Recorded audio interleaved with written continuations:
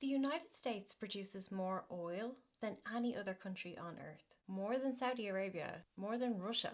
Yet America imports 6 million barrels of oil every day.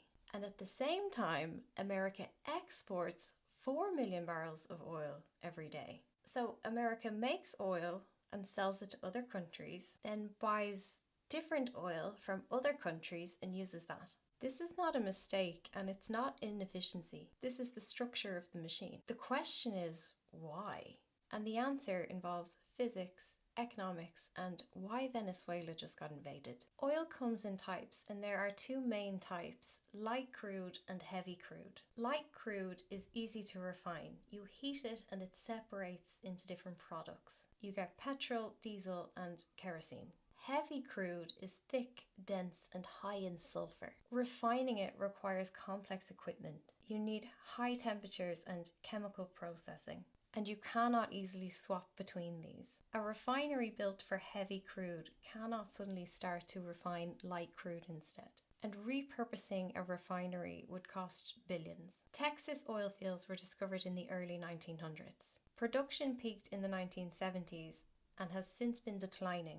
In the 1960s, 70s, and 80s, American oil companies built massive refineries in the Gulf. These were designed to process imported heavy crude from Venezuela and Mexico. Venezuela has extraordinarily large heavy crude reserves, 303 billion barrels. It is the largest proven reserve on the planet. The Gulf refineries were specially engineered specifically for this. American oil companies spent billions on equipment calibrated to the specific Venezuelan crude oil. Then fracking happened. In the 2000s and 2010s, hydraulic fracking unlocked American light crude. This kind of shale oil is light, sweet, and low texture. It is very easy to refine. And so production exploded. Texas alone now produces 5.5 million barrels of oil a day. But they have an infrastructure problem. These Gulf Coast refineries near Texas were built for heavy crude oil. They cannot process this light shale from Texas. So instead, Texas is exporting its oil to Europe and Asia, while these Gulf Coast refineries have to import from Mexico, Canada, and Venezuela. In the oil production industry, it's the refineries that make the profit.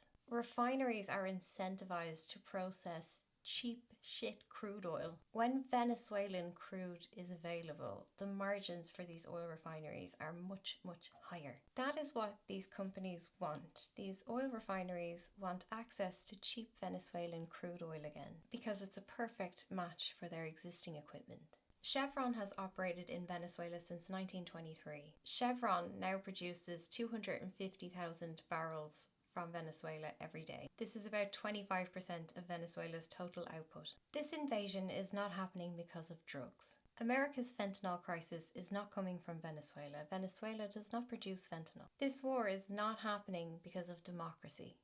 America has supported dictators for decades when convenient.